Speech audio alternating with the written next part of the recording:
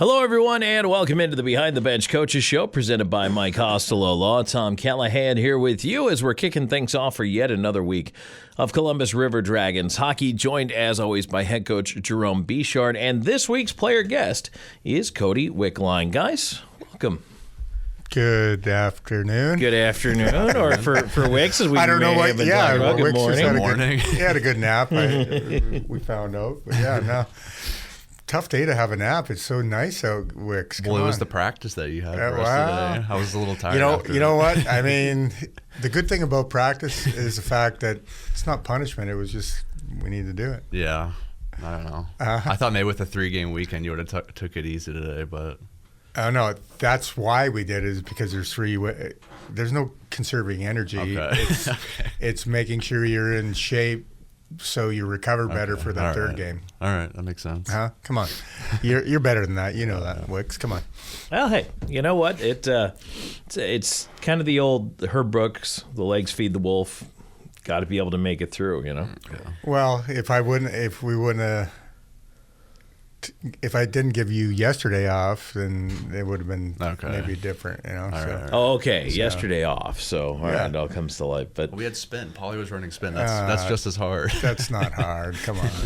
At the end of the hey, listen, I like spin, but you can still put as much tension as you want on and go through the motions. But you know, as long as you get a little bit of sweat going. All right, I got to ask you guys, and I'm going to out him with this right here. I know we were talking about Schmitty right before we got on the air, but I saw his spin outfit for yesterday's class. I saw it too, and I'm like, what are you doing? Yeah, it was like go ahead, Wicks. I didn't see thoughts? it. I wasn't there. Oh, okay. All right. So Schmitty had on these brightly colored shorts, the knee-high socks, and the cutoff, the half shirt going. Yeah. I'm like, man, that is. He always has something for spin, and it's always different too. Yeah, and I'm like, how do you have so many of those crop tops? Is there something you need to tell us?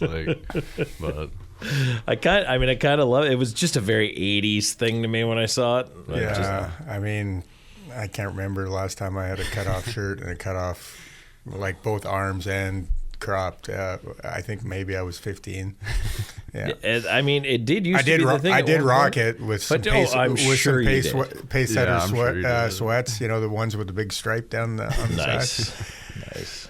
Yeah. Anyways, that's what happens when you're a farm boy and don't know how to dress. Oh my goodness, I'll bet you it brought back some memories for you.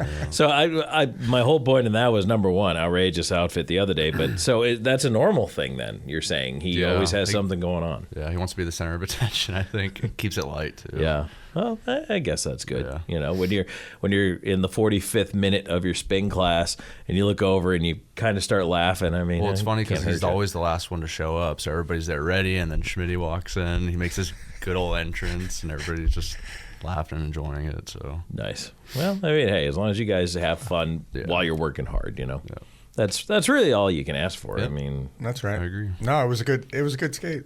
Yeah. It was a good skate today. Good. And coming off a weekend where kind of a bunch of things changed around a little bit here. You got Ozo back in the lineup. Petro moves back up front.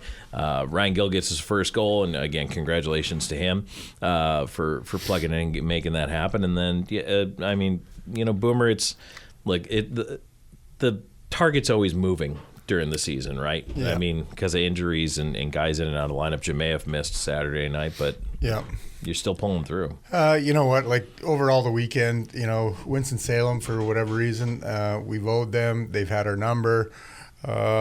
Between playing good hockey, maybe having a couple mediocre games by goalies, bad referees. Like, I mean, for whatever reason, Winston's had our number this year. And, you know, I kind of don't mind that, because I think they think that they're better than what maybe they are, and give them kind of false sense of security.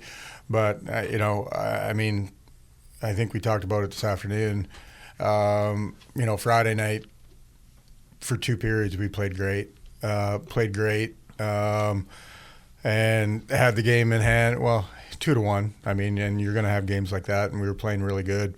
Bad call by a ref, high sticking, kind of got them rolling a little bit, and then you know, then another bad call on a power play that gave them a power play. And, at that point it was 3-2, and then Kelly makes a terrible play to Vanelli changing, make it 4-2. And of course that wasn't Kelly's fault. That was Vanelli's fault. I mean, dude. Anyways, handful of reasons, but other than 10 minutes in the third period, like we totally outplayed Winston on Friday night, and then again on Saturday we played the game that we needed to, and then with Saturday. With Ozo coming in, Petra goes up, Jemayev out.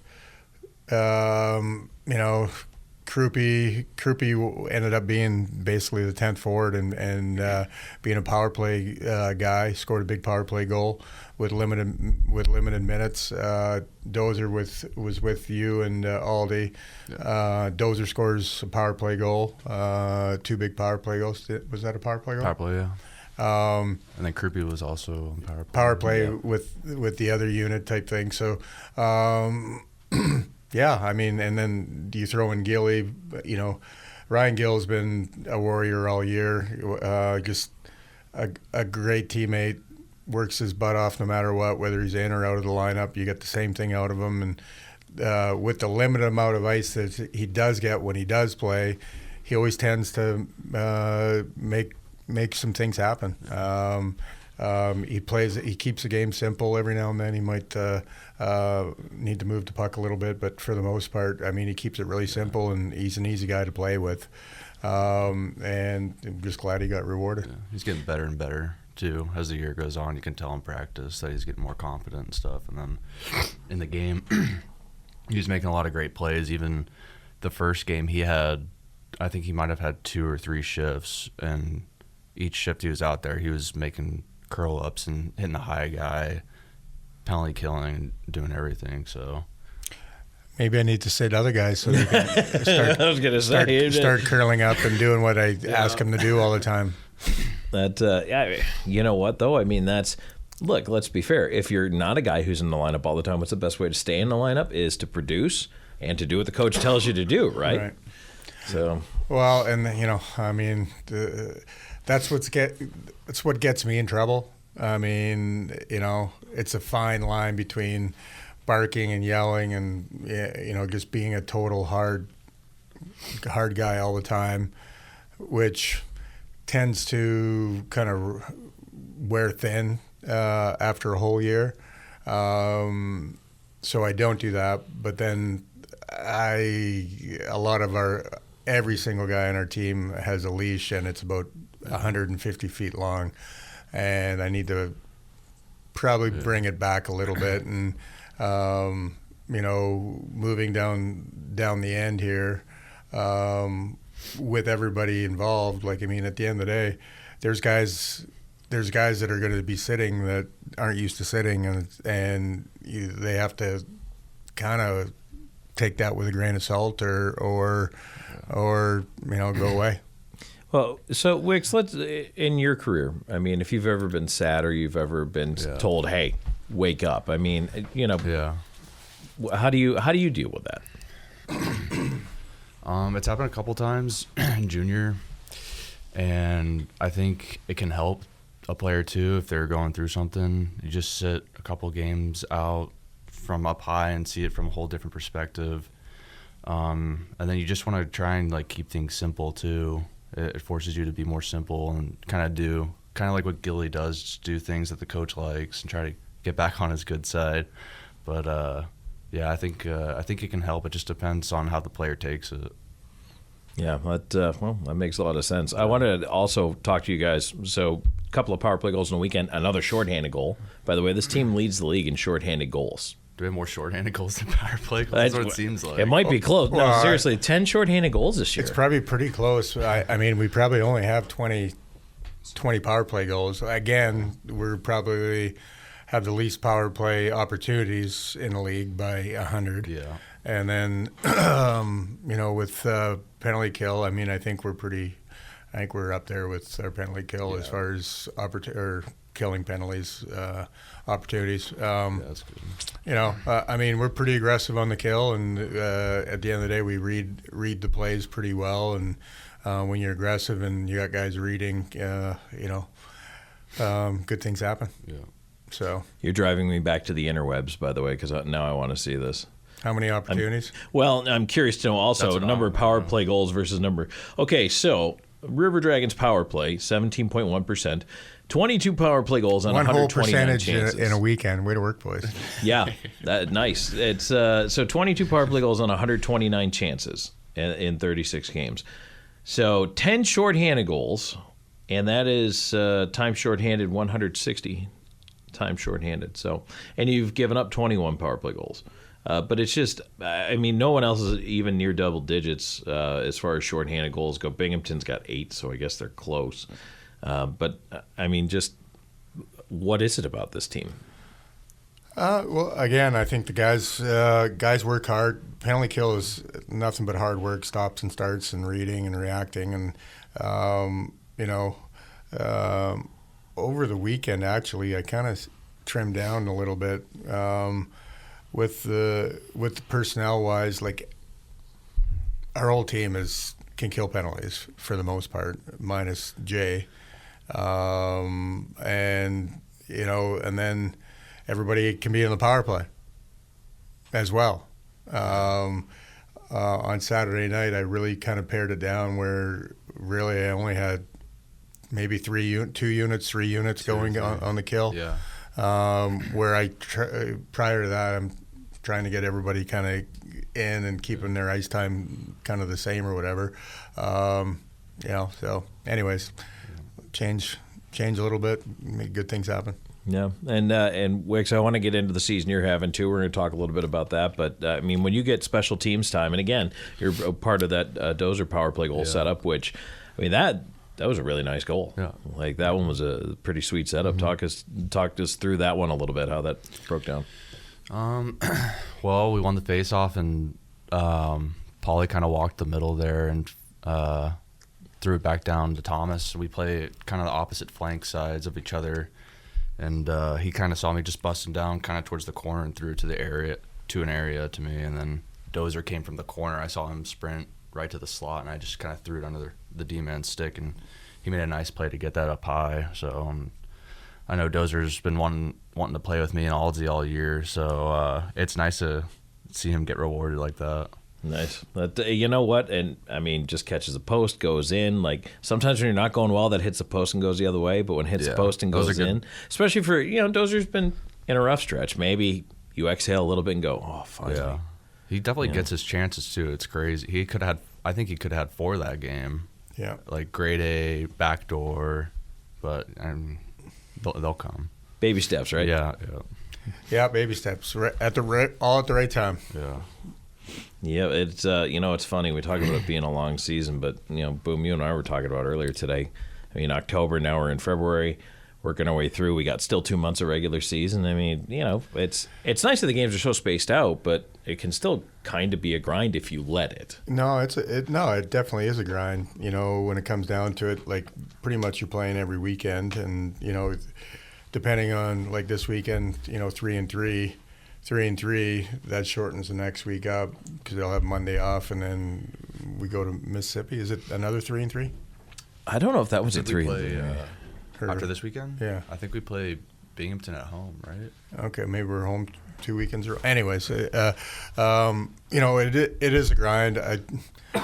As a coach, I try to throw in some different kinks on drills and this and that, so the guys aren't doing the same thing, but we end up doing the same thing anyways.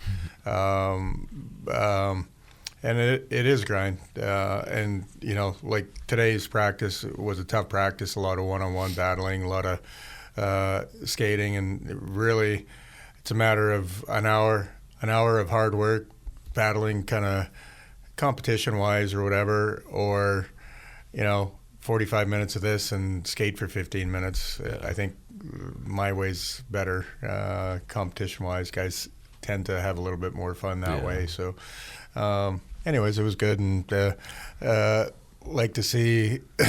I know Macon was practicing right after us, and maybe their coach can see what a first place team how they work and what they work on, and maybe might get them going where they need So to be. that's why you did the practice. Yeah, to get them to go. that's pretty much. They missed They missed the first part of it, but Wow. I mean, at the end of the day, like, I mean, I watched some of them today. Oh yeah. I mean, It's flow drills and it's all flow drills and nothing but 3-on-0s and 5-on-0s, and I'm like, dude, you have to play against each other to be able to do that in a game. Like, I mean, it's all good and fun, but I mean, to do a drill and you say, hey, winger, you're going here, we're going to go underneath, we're going to scissor and this and that, and it's 5-on-0. Well, one, do the players understand why they're doing this, or they're just doing it? I mean, and this, as a coach, if you assume they know, they probably don't know, and that's the problem.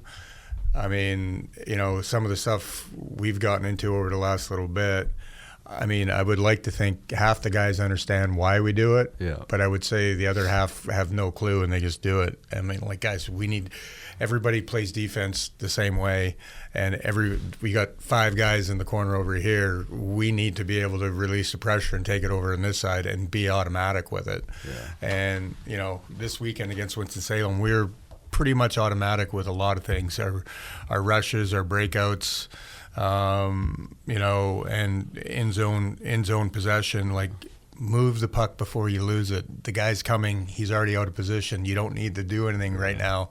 Not that particular time. That's not the time to beat the guy one-on-one.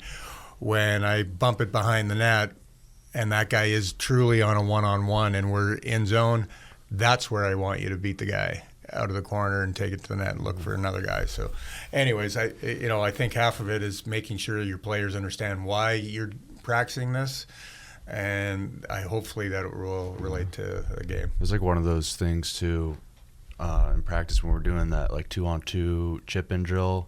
And at first, everybody was just like, "Why are we doing this?" Blah blah blah. Like what the hell's going on?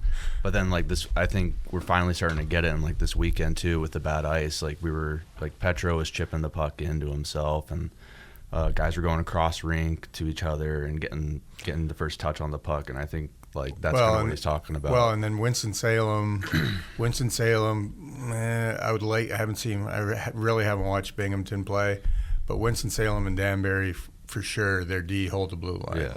Like, they're jumping no matter what. So if it's a 2-on-2 or even a 3-on-2, they're coming at you. And if we chip and dump and have a guy going before that even happens, it's our puck all day long. And then whether you have a good shot or on net and or we walk it across in the other side, that's it. And that's where our guys, you guys, are too dang good and too smart or too arrogant or too confident that we're not going to dump the puck. Like, why would we do that? I'm like, because that's what needs to happen.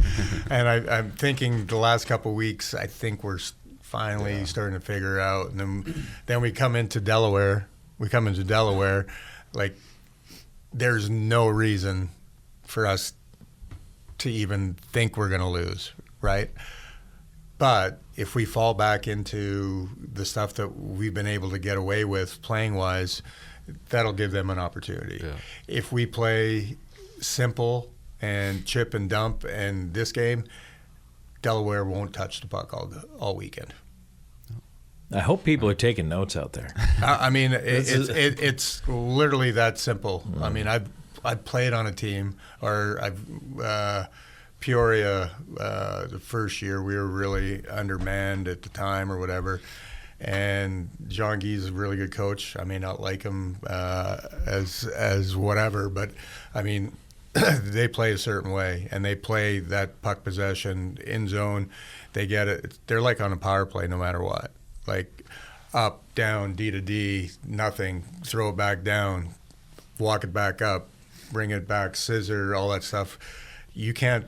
It's tough to defend when you have puck possession like that and you're just moving the puck around and those guys don't know where to go.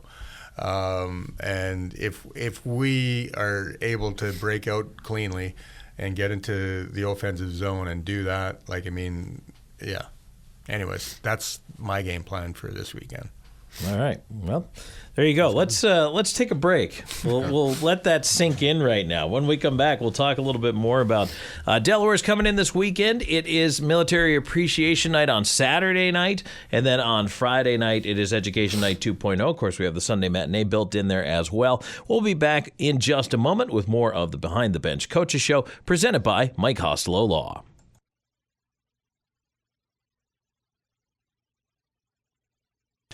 All right, welcome back here at the Behind the Bench Coaches Show. Tom Callahan here, and the Behind the Bench Coaches Show presented by Mike Costello Law.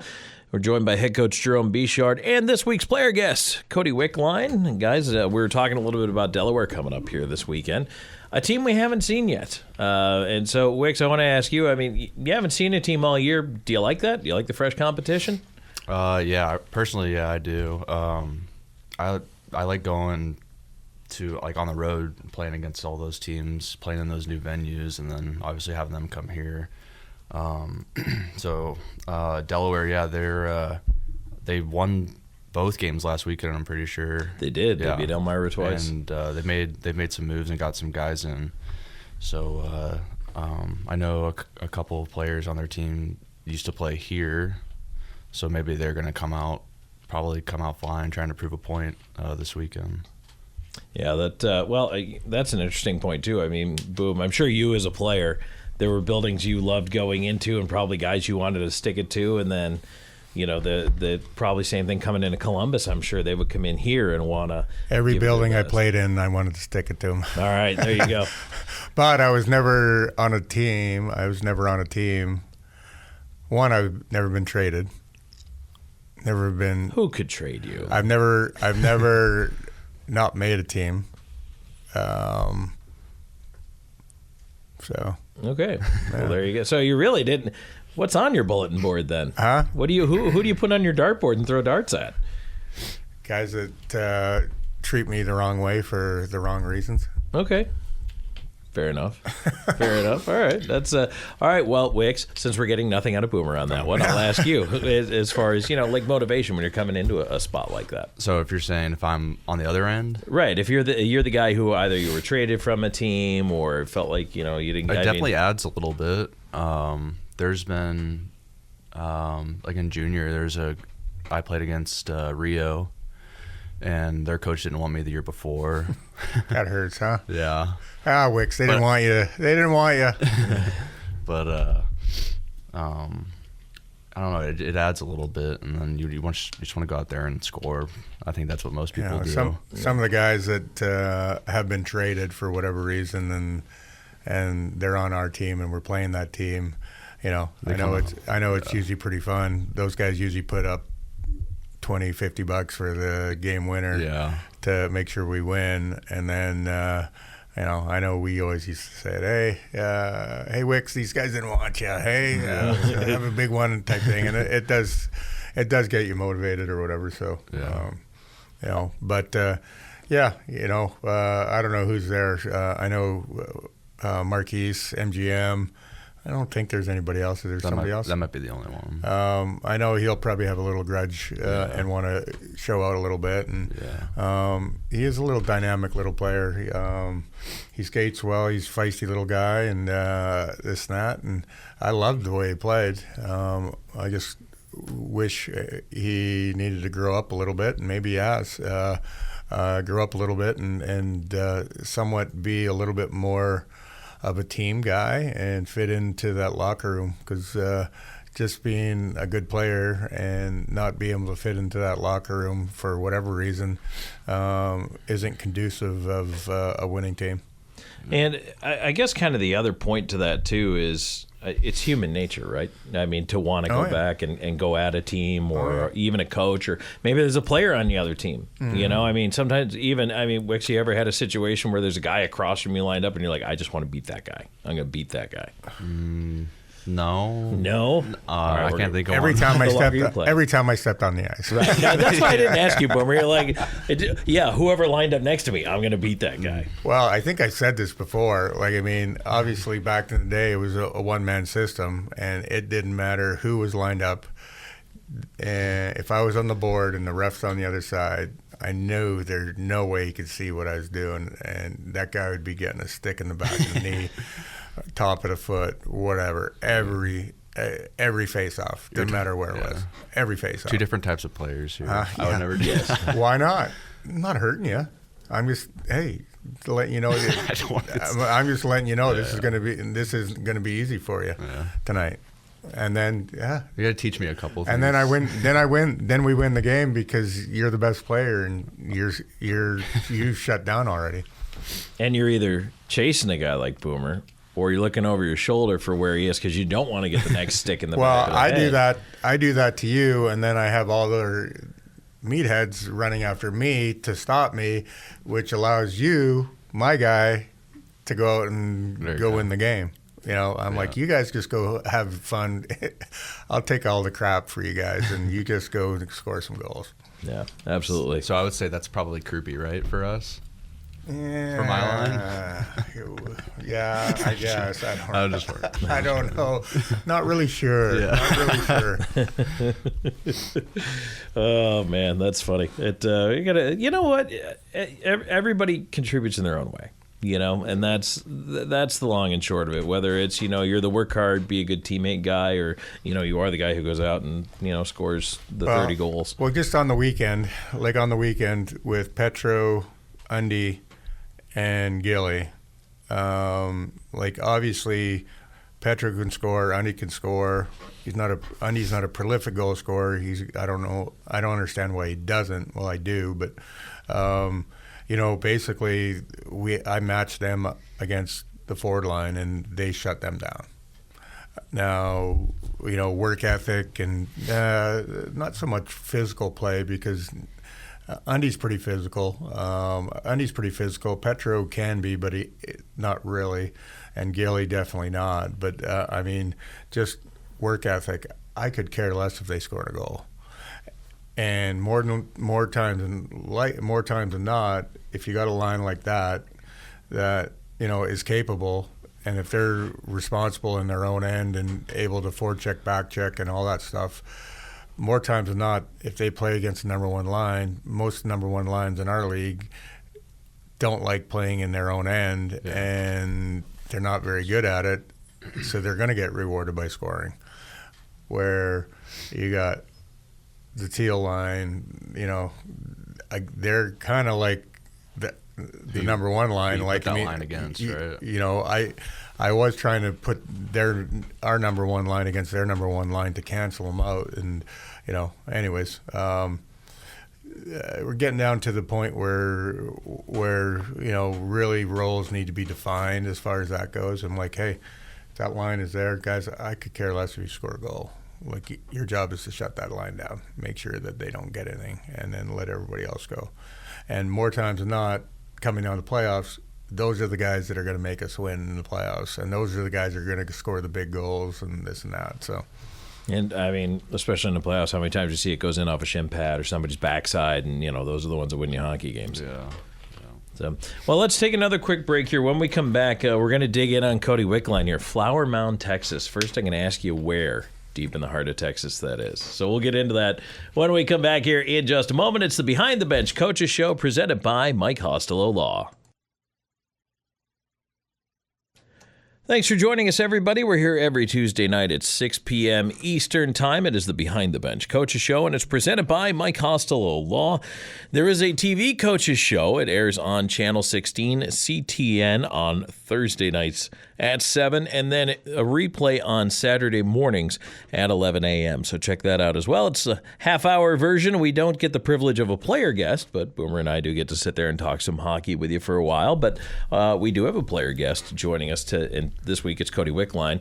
Wicks, so first, I can't tease. You're going to tell us where Flower Mound, Texas is, and then blow right into story time. So where is Flower Mound? Flower Mound, it's like 20 minutes south of Dallas. Downtown Dallas. So did you grow up in that kind of Stars ecosystem of hockey then? No, so my dad's from Pittsburgh. Oh, okay. So I've been a Penguins fan, Steelers fan, Pirates fan my whole life. Okay. Like die hard. I didn't have a choice. Well, especially when it comes to the Pirates, you definitely have a choice. Actually, yeah, you're yeah. I agree with that. Sorry, there was only one good year Yeah. in my entire lifetime, and I was a Pirates fan that year. I was a Pirate fan. Yeah, I loved their hats, the box hats. Oh, yeah, the old painter's caps. Yeah. Yeah, the We Are Family Pirates. But that was late 70s. I'm pretty sure our boy was not around for that. Well, So I was barely around for that rumor. so was I. But I mean, that was. I think they had. Did they not have Kent Colvey, the underarm guy? Like, Oh, yeah. underarm guy. Oh man, he was awesome. Yeah, so the reason I know that team well is because when I was a little kid, Buffalo used to be the AA affiliate of the Pirates. And so when I go to watch games in Buffalo as a kid, back then, they were the Pirates affiliate. So we had guys like Tom Prince and all those guys coming up through Buffalo. So that was that's about as far back as my baseball memory goes. Yeah. I'm not actually the biggest baseball fan. I was only a fan for 1 year when they made the wild card. Hey, you know what? Still, I mean, was that the year like McCutcheon was on fire? And it was kind of cool to see. And him he's come back this year, so maybe I'll get back into it. Yeah, relive the glory days. Hey, why not? Why not? That's pretty cool. So growing up in Texas and so I understand. So your dad, Pittsburgh guy, obviously he's going to have some of that hockey blood in him. So how did you get into it? He put me on skates when I was probably 4. I learned how to skate. He used to play college. So were you in Pennsylvania or no? I grew up in Texas my whole life. Your whole life. Yeah. Okay. What took your dad? He's a airline pilot, and that's where their main base is in DFW. So he moved there. Okay. Yeah. And so then you're on skates at 4. Yeah. And on skates since 4. Took 2 years off when I got hurt in college, so it wasn't straight through, and then came back and ended up here. Gotcha. So just kind of looking over, and again, the reason I asked you about the Dallas Stars thing is because you did play through some of their 16U team and then Lone Star Brahmas of the NAHL. Yeah. And I know from having lived all around the South in hockey, they've done, as much as I don't like to credit the Stars or anything being from Buffalo, but they've done a really good job building rinks, doing the youth programs, getting kids involved to play, to grow, their future fan base, but also the game itself. Yeah, I think they have about 6 or 7 rinks just around that area, around Dallas, and it's grown a lot, especially more so in the last few years, yeah. How'd you end up picking to go to college at UMass Boston then? So my coach, when I played on the Tornado, when I was 16 or 15, he was the assistant coach there, and I didn't really know. I kind of waited later on to make my decision. So it was like late August, and then he called me up and just said, "Hey, just come on up." And I felt comfortable with him because he was a really good coach, and he coached in the NA for the Tornado, and they won a bunch of championships and stuff. So I had a lot of trust in him. Was it a culture shock? Who was that? Tom Murphy. He worked for the NTDP for a little bit. Don't know. No. I mean, that's also not a bad background to have, working for the National Development. Yeah, he's a really good guy. So you end up going up there, and then what you said you got hurt, so you took a couple years off, then you come back. Now you've got a decision to make, right? Do you want to try to play pro or not? So how do you end up getting through that? I was, when I got hurt in college, it was really bad. Like, I tore both my groins like completely, and I was 100% done with hockey. And then my parents, they just like got me a pair of rollerblades for Christmas. They're like, "Here you go." I hadn't skated in 2 full years, and then I just started skating around. And then Aldsworth, he was playing for Binghamton. Started watching his games and stuff, and he was like, "Yeah, you should give it another try." And I was kind of like, yeah, and started skating a little bit more. And I figured, I probably only have one more shot to come back and play hockey again. So I did it, and I got in contact with the Dallas Stars doctors, and they let me use their facilities. And oh, wow. Yeah, and their trainer worked with me all summer to get me back, and that gave me a lot of confidence. Wow, that's actually a really nice story. Yeah. How'd you know Aldi? I've known him since I was 8 years old. We played together growing up. Oh, okay. Yeah. He's from Keller, Texas, which is like 20 minutes from my house. So It's interesting. Yeah. You see all these threads, Boom. Texas connection. yeah. Yeah. Well, it's crazy now because you see kids coming out of Texas, Oklahoma, California, where they're playing roller hockey till they're 12 or 13, and then they make the jump to ice. Yeah. I mean, it's just different now. Yeah, no, they've done a great job. Just Dallas Stars, Mike Madano, all the group there. I mean, they've really, I think all that kind of starts with the Wayne Gretzky thing out in L.A., and then from Minnesota going down to Dallas, started all of that, and it just a big boom. There was always hockey in Texas, but it was all minor league stuff or like minor league hockey, and I think that kind of grew. But I really think it didn't take off until the Stars got in there, Yeah. and then it went. They won the know. championship in '99. Did they? Mike Madano. Did they? Mike Madano, Prince Albert Raider. I had more points than him 1 year. Did you really? Here we go. Absolutely. My wife actually knew his girlfriend when he was in PA. They were pretty good friends. But I think I had 96 points, and I think he had like 94 my last You year. think that's pretty? Look it up. Hey, look, Hockey We do DB it. have Hockey the DB interwebs, it. yeah. Hockey DB it. I think I had more than him 1 year. But yeah, no, it was. It's kind of funny to watch it. Like, I mean, obviously the kid could just flat out fly. Yeah. I can hardly skate. We're going against them all the time, or whatever. Yeah. Prince Albert Raiders. Wait, He had 62, 127, and 105. So 87, 88, or 89. What's 89? 89, Prince Albert Raiders. Madano 105, Jeff Nelson 87. Then he might have beat me. Maybe I'm overstating. I probably embellishing the story a little bit. I don't even see you on this team, Bo. No, Might have been I a year was too Moose late. Jaw Warrior. Moose Jaw Oh, you Warrior. were in Moose Jaw. I didn't play with him. I played Oh. against him. I'm the guy that tried to whack his nose. legs and make sure he didn't score anything against us. Nothing wrong with that. 89, I would have had 96 points. I think. Yeah, he beat me by a little bit. Just, it happens. Let's see here. Moose Jaw. Points, 93. Dang Yeah, it. 93 points, but that was 1990. You had 93 points. You had 81 points in 89. Okay. That's close. still pretty respectable, man. 93 is. points in 69 games. Yeah, it was pretty You good. weren't bad. No, I bad. actually had two really good line mates. Blair Atchingham, he went in the third round to the Hartford Whalers. I went to the sixth round that year. And then Rob Harvey went to the Quebec Nordiques camp, just signed. Anyways, whatever. We had a really good line. But See, that's the fun stuff, though. Those are the memories, you get to look back on, like Wicks. And I want to ask you about your dad and the animal rescue thing, but I also want to ask you about, your line mates now and everything that you guys have going on, because it's kind of it. I love watching you guys when you get on the ice, because I never know what's going to happen, but I know something dynamic has the potential to happen every time you guys are on the ice. Yeah. For the most part, I just try to get the puck to Aldsey, let him do his thing. No. They make Aldsey definitely makes it easier for me as a winger, because I don't think anybody supports the puck better than him, and he's just got so much speed.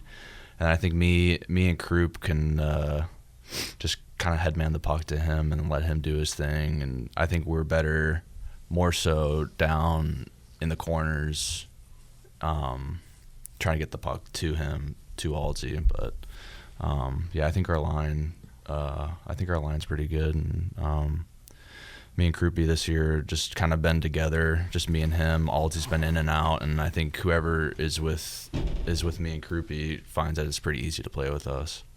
Does it help you guys to kind of have a defined idea of, especially I know, but we made fun of Jay a little bit and said, Aldsworth is down the ice, he's so darn fast, and then here comes Kruppy sailing into the zone, 20 miles behind him, but he just gets into space. Yeah, no, he gets into space. Jay's an elusive player. He goes to not where I want him to go half the time, and just finds those soft spots. And, he tries to find the soft spots all the time, and he's just got to find the soft spots at the right time. For the line to be successful, he needs to be involved in the corners and help out those two guys or whatever. And when he doesn't, that's when he's not effective. And I can kind of tell when he's not going. I can tell him, get yourself going. And every now and then I'll get a response, well, I'm not getting enough ice time. I'm like, well, that's not my fault. That's your fault.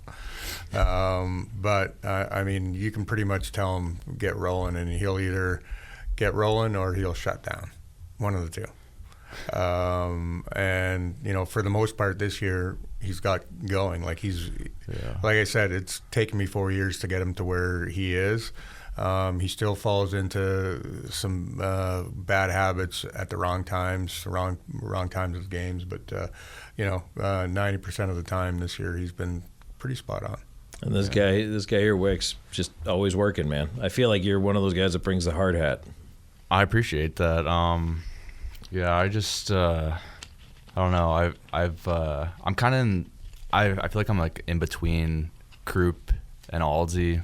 Especially after my injury, I feel like I kind of play like the pick my spots kind of game, but I know whenever I need to go all out and go F1. But yeah. Well, I'm going to pretend that Wicks isn't here. Okay. Let's do this. And just go out on a limb and say from day one, he's probably one of the most intelligent guys on the ice, and again, knows his limitations, knows who he is, and 9 times out of 10 he's going to make the right play and the easy play.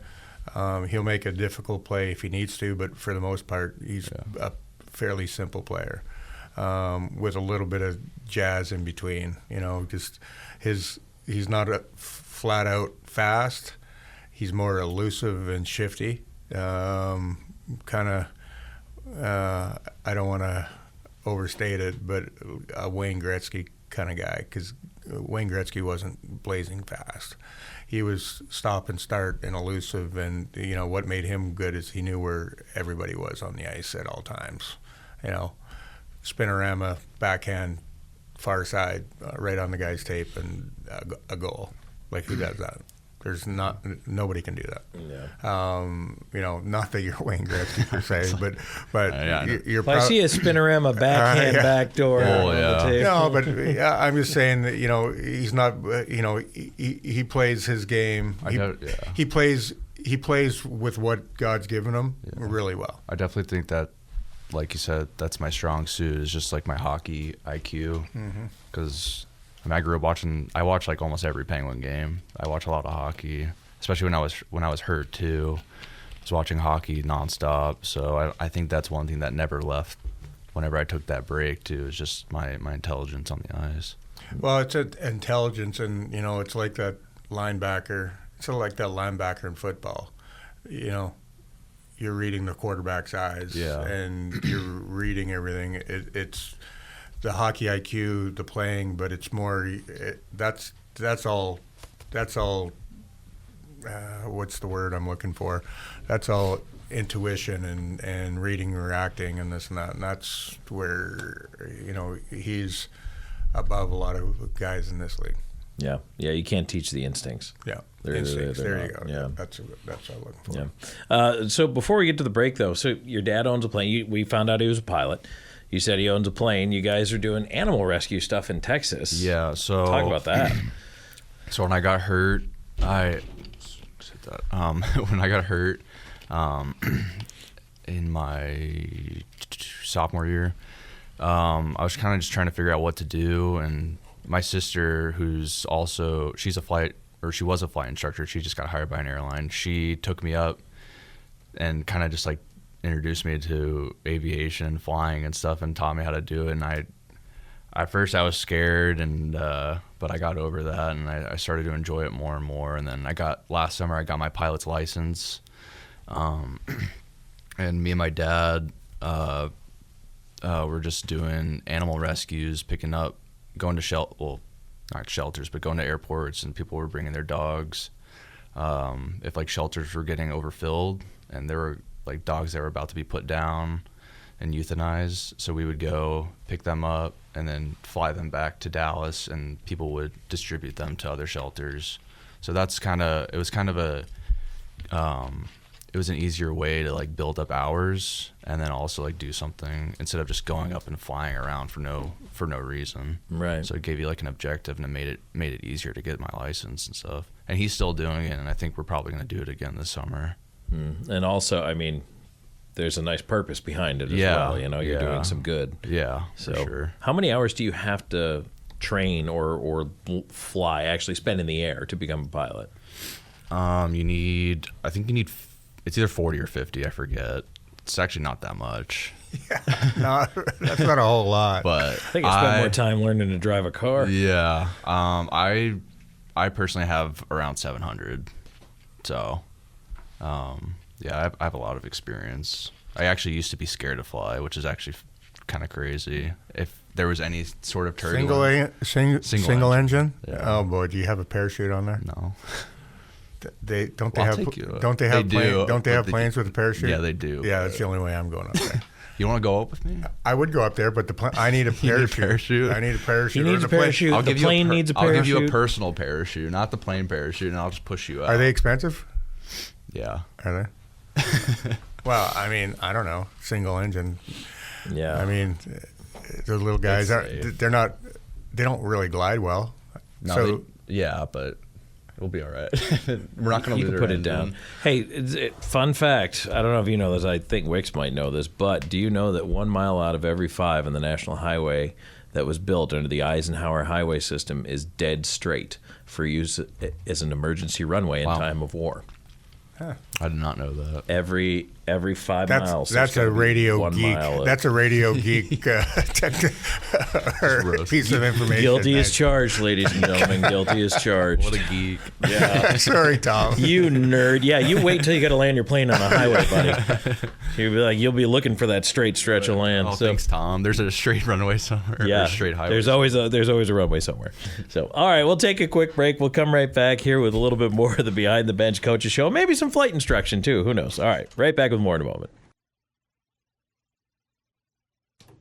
All right, welcome back on the Behind the Bench Coaches Show. Tom Callahan, joined by head coach Jerome Bechard and our player guest Cody Wickline. Guys, thanks for stopping in this week. We appreciate you being here. I had fun.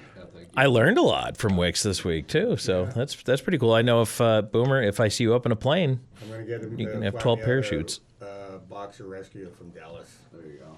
There you go. You're having trouble with the two you got now. Oh, Jack and Samson, they're all good. They could always use take them back with me. Yeah, there you go. There you go. Give them a little room to roam. Guys, thank you so much for being here. Really appreciate you being on. Thank you so much. You bet. We'll talk to you next week. All right, I am going to come back and tell you about how you can take advantage of our military discounts coming up for Military Appreciation Night, and on Friday it's Education Night 2.0. Stay tuned.